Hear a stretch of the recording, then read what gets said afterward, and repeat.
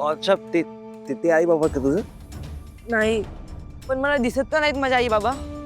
अरे तू नको घाबरूस हा, मी आहे ना. तुझ्या बाबांना मी कॉल केला ते येतच असतील आता. ते बघ तिथं दादा, तेच माझे आई बाबा. ते? हा.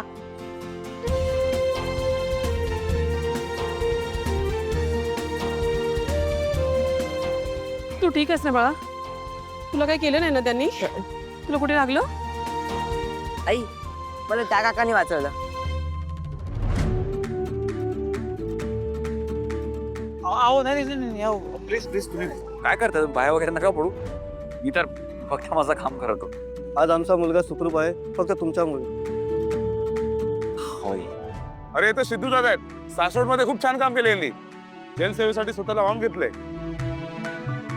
सिद्धू दादाचा, सिद्धू दादाचा, सिद्धू दादाचा.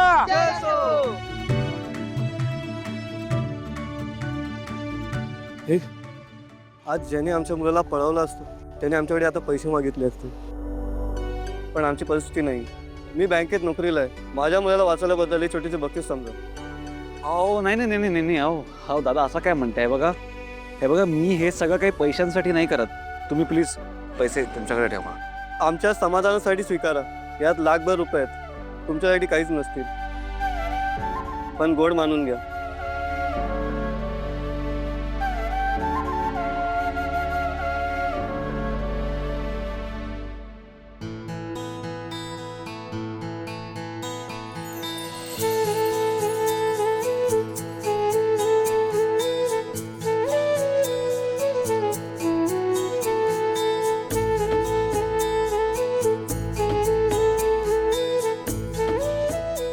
देवी आई, आज जनसेवेचा पहिला दिवस आणि हे बक्षीस तूच करतेस ना हे सगळं.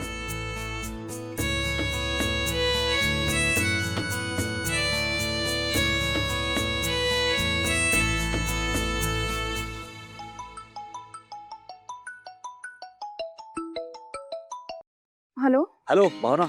अच्छा मला सांग, आपल्या महिनाभराचा साधारण खर्च किती असतो? असं का विचारताय तुम्ही? भावना सांग ना. अंदाजे 15 ते 20,000 असेल. का? सांगतो सगळं सांगतो. घरी आल्यावर सांगतो तुला. अहो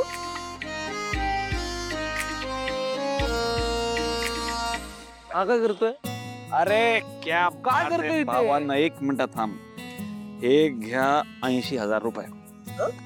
अरे मला 1 लाख रुपये बक्षीस मिळाले. त्यातले 20,000 रुपये आहेत ते मी स्वतःच्या म्हणजे घरच्या खर्चासाठी ठेवलेत, आणि बाकी जे 80,000 रुपये आहेत ते गावातले जे खरंच गरजू व्यक्ती आहेत ना त्यांच्यापर्यंत पोचवाय.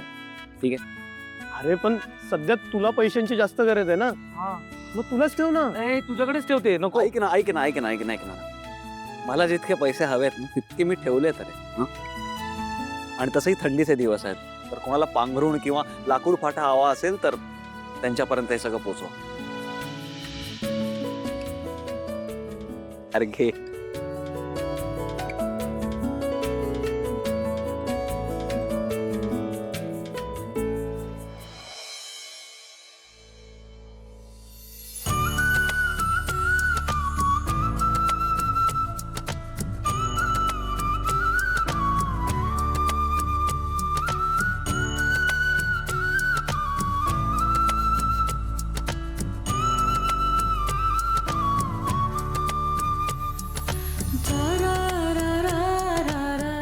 पिठं चांगली बारीक दळलेत ग.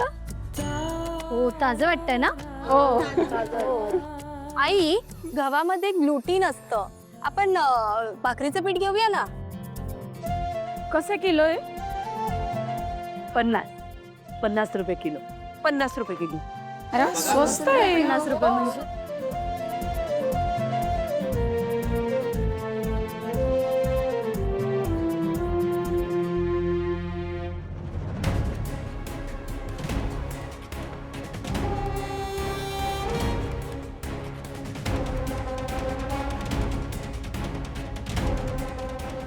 या बायका इथे पण आल्या का?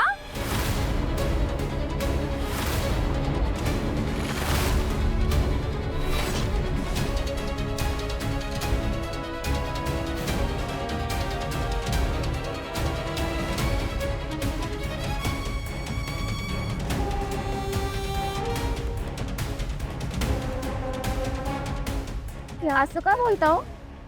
हो, ओळखते मी या दोघींना. वेगवेगळे बिझनेस करून लोकांची फसवणूक करतात या.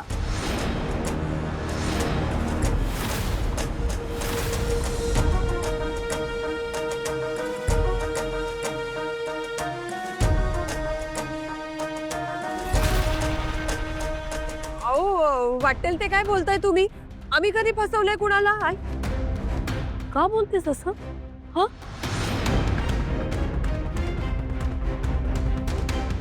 हे बघा, तुम्ही यांच्याकडे लक्ष देऊ नका.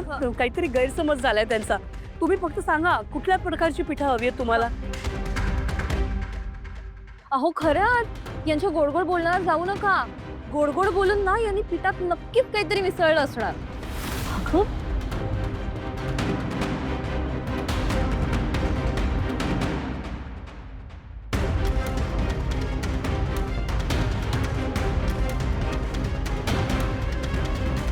अहो मी आहे ना माझ्या पर्सनल एक्सपिरियन्स वरून सांगतेय तुम्हाला. म्हणजे आता उद्या हे पीठ खाऊन तुम्हाला काही झालं ना, मग तुम्हाला माझे शब्द आठवतील. या तळवी कुटुंबाची नियत ना मला चांगली माहिती. दुसऱ्याला फसवून स्वतःचा फायदा कसा करायचा ना हे यांना बरोबर जमतं.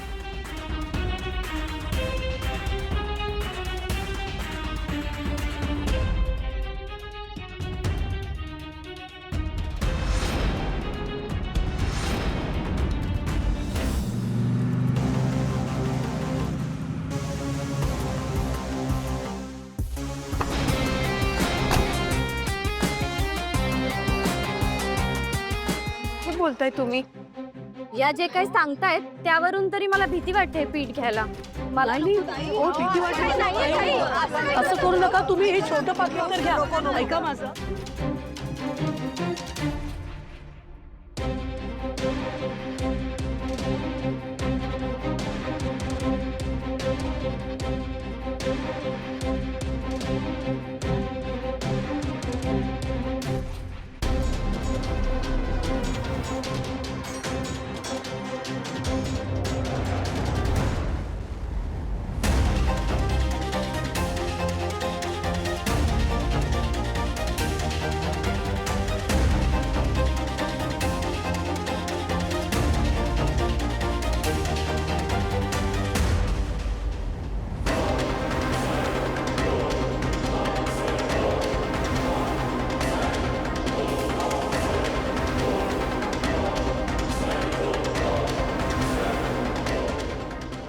एक मिनिट.